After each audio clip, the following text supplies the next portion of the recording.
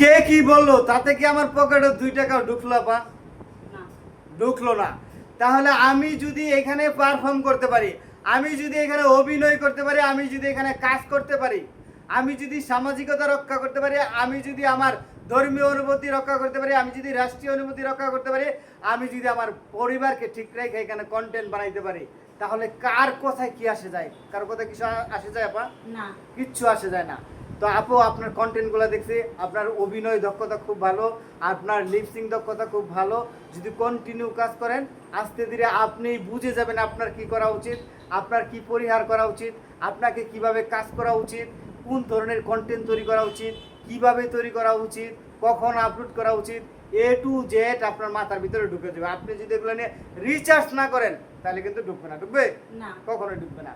তো আপনার জন্য শুভকামনা। সকল সেটআপ সেটিং কমপ্লিট করে দিয়েছে, এখন শুধু কন্টিনিউ ভিডিও আপলোড করতে থাকেন। বাকিটা হলো উপরওয়ালার ইচ্ছা, আমার ভাগ্যে যা আছে।